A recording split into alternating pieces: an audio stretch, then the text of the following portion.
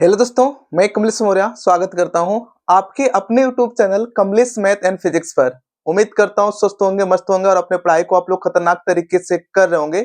आज की क्लास में आप लोग के सामने जो मोस्ट इंपॉर्टेंट क्वेश्चन आप लोग के एग्जाम 2026 के लिए होने वाले हैं फिजिक्स के, उन क्वेश्चनों की मैं चर्चा करने वाला हूं। ठीक ना, मैं आप लोग के सामने यहाँ पे जो आप लोग के एग्जाम 2026 में जो क्वेश्चन आप लोग के एग्जाम में 100% छप सकते हैं, उन क्वेश्चनों को मैं आप लोग के सामने रखा हूं या उन क्वेश्चनों को मैं आप लोग के सामने लिखा हूं।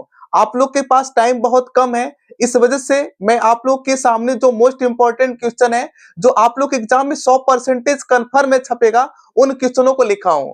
तो आप लोग के सामने जो क्वेश्चन मैं लिखा हूं, इन क्वेश्चनों को आप लोग अच्छे तरीके से आप लोग तैयार कर लीजिएगा। अभी आप लोग के पास 5-10 दिन का टाइम है, तो आप इस टाइम में आप लोग अच्छे तरीके से जितने भी क्वेश्चन को मैं लिखा हूं, इन क्वेश्चनों को 100% करके जाइए आप लोग। और कंफर्म है कि ये जो क्वेश्चन आप लोग के एग्जाम में होने वाले 100% छपे हुए दिखाई देंगे आप लोग। इस वजह से आप लोग इस वीडियो को आप लोग पूरे अच्छे तरीके से देखिएगा आप लोग, और इस वीडियो को आप लोग लाइक करिएगा, चैनल को सब्सक्राइब करिएगा आप लोग, और इस वीडियो को आप लोग दबा के शेयर करिएगा आप लोग। ठीक ना, यहाँ पे देखिए ध्यान से आप लोग फर्स्ट पार्ट में आप लोग के जो मोस्ट इंपोर्टेंट क्वेश्चन क्या होने वाले हैं, सेकेंड पार्ट में जो मोस्ट इंपोर्टेंट क्वेश्चन क्या होने वाले, सबकी हम लोग चर्चा करने वाले हैं। ध्यान से आप लोग पूरे वीडियो को अच्छे तरीके से देखिएगा आप लोग।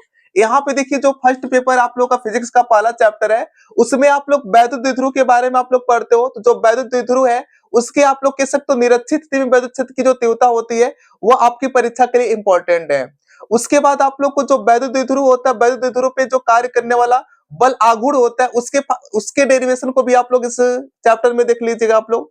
उसके बाद गॉस की जो प्रमेय है, गॉस की प्रमेय के अनुप्रयोग के बारे में भी आप लोग अच्छे तरीके से देख लीजिएगा। कुछ टॉपिक का यहाँ पे नाम लिखा हूं, कुछ टॉपिक में आप लोगों को बता दे रहा हूं, उसको आप लोग तैयार कर लीजिएगा। ठीक ना, जो गॉस की प्रमेय का अनुप्रयोग उसके बारे में भी आप लोग चर्चा कर लीजिएगा आप लोग।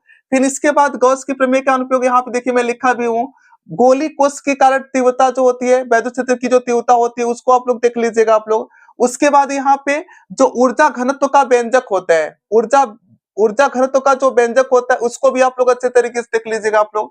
फिर आप लोग ओम के नियम का जो सत्यापन होता है, या ओम के नियम का जो सत्यापन है, वो आप लोग के एग्जाम में पूछने की 100% प्रबलता है। ठीक ना, इस वाले डेरिवेशन को या इस वाले नियम को आप लोग देख लीजिएगा।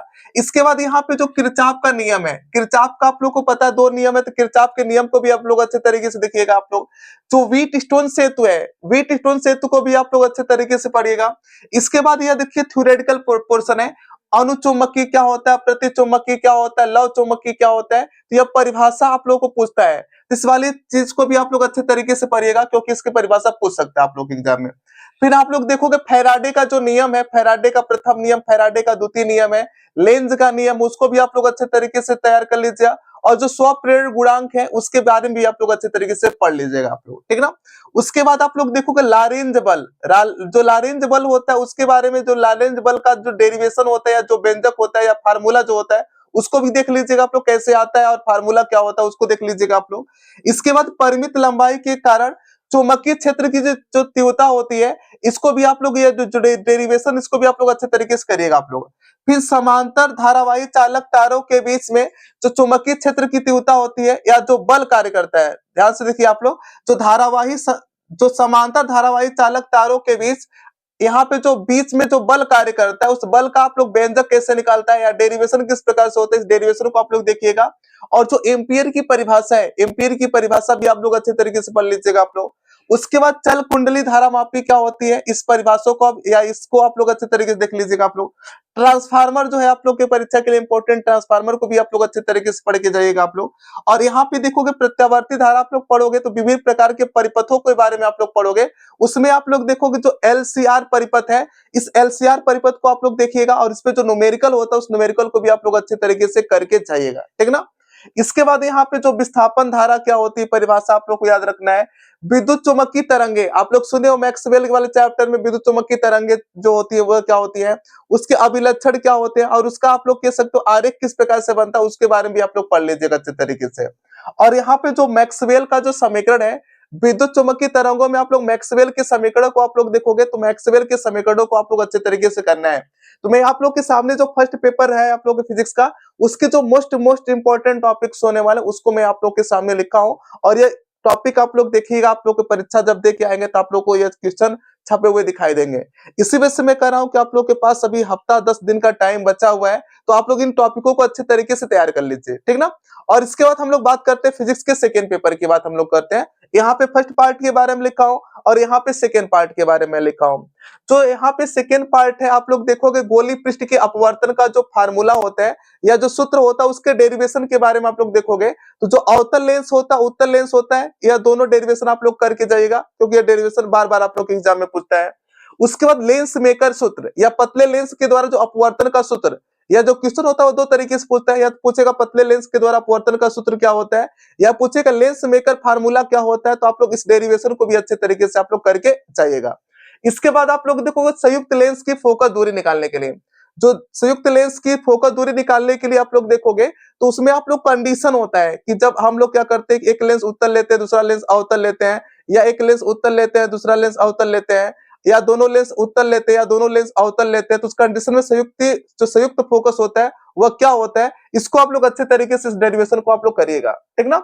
उसके बाद जब प्रिज्म वाला चैप्टर आप लोग देखोगे तो प्रिज्म के पदार्थ का अपवर्तन का सूत्र जो निकलता है n इक्वल टू साइन वाला जो फार्मूला होता है, उस फार्मूले के डेरिवेशन को भी आप लोग अच्छे तरीके से करके जाइएगा। वो भी डेरिवेशन आप लोग की परीक्षा के लिए इंपॉर्टेंट डेरिवेशन है, ठीक ना?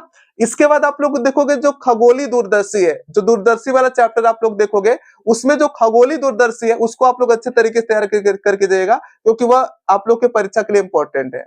इसके बाद यहाँ पे आप लोग अगले क्या कहते हो तरंग प्रकाशिकी में जाओगे आप लोग, तो तरंग प्रकाशिकी में आप लोग हाइगेन्स का जो नियम है और हाइगेन्स के नियम में भी जो द्वितीयक तरंगिकाओं का सिद्धांत हाइगेन्स ने दिया था, उस नियम को आप लोग अच्छे तरीके से पढ़ के जाइएगा आप लोग। और जो हाइगेन्स के द्वितीयक तरंगिकाओं के सिद्धांत के आधार पे जो हाइगेन्स ने अपवर्तन और परावर्तन की व्याख्या किया था, उसकी व्याख्या भी आप लोग अच्छे तरीके से करके जाएगा, क्योंकि यह आप डेरिवेशन आप लोग की परीक्षा के लिए मोस्ट इंपॉर्टेंट होने वाला है, ठीक ना?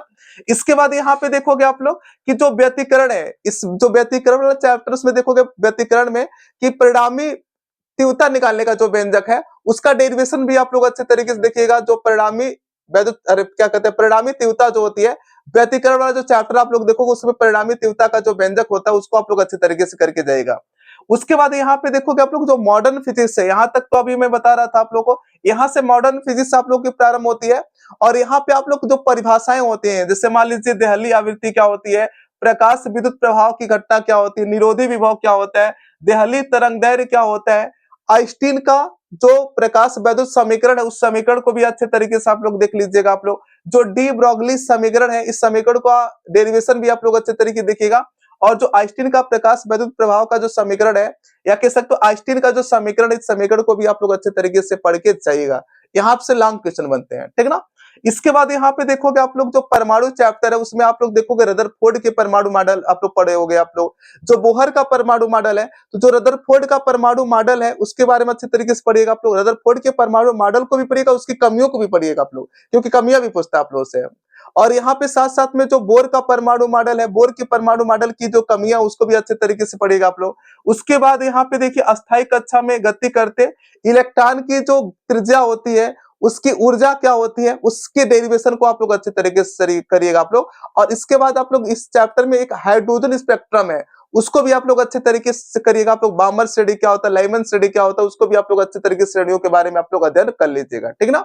उसके बाद अगला चैप्टर आप लोग देखोगे तो देखोगे युग्म विनाश क्या होता है, युग्म उत्पादन क्या होता है, नाभिकीय संलयन क्या होता है, नाभिकीय विखंडन क्या होता है। इस प्रकार से आप लोग से परिभाषाएं पूछता है। युग्म विनाश क्या होता है, क्या कहते हैं युग्म विनाश हो गया, युग्म उत्पादन हो गया, नाभिकीय संलयन हो गया, नाभिकीय विखंडन हो गया। इस प्रकार की परिभाषा आप लोग के एग्जाम में पूछती है, तो इसको भी आप लोग अच्छे तरीके से करके जाइएगा इस परीक्षा के लिए। उसके बाद आप लोग देखोगे समस्थानिक क्या होता है, समन्यूट्रॉनिक क्या होता है, समभारिक क्या होता है। इन परिभाषाओं को भी आप लोग अच्छे तरीके से पढ़ के जाइएगा, क्योंकि यह जो परिभाषाएं हैं आप लोग के एग्जाम के लिए मोस्ट इंपॉर्टेंट परिभाषाएं होने वाली है, ठीक ना? उसके बाद यहाँ पे देखोगे जो लास्ट चैप्टर आप लोग का अर्धचालक है, उस अर्धचालक में आप लोग देखोगे पीएन संधि डायोड जो होते हैं, पीएन संधि डायोड जो है वो उसको पढ़िएगा आप लोग। उसमें देखोगे अग्रवायस क्या होता है, पश्चवायस क्या होता है, इसको डिटेल से अध्ययन करिएगा आप लोग। और उसके बाद यहाँ पे देखोगे आप लोग कि अवक्षय परत का अवक्षय परत किस प्रकार से बनती है, अवक्षय परत का बनना है, इसको आप लोग अच्छे तरीके से करिएगा अध्ययन। और उसके बाद यहाँ पे एवलांस जो भंजक होता है या भंजक जो होता है उसके बारे में आप लोग अच्छे तरीके से पढ़ेगा।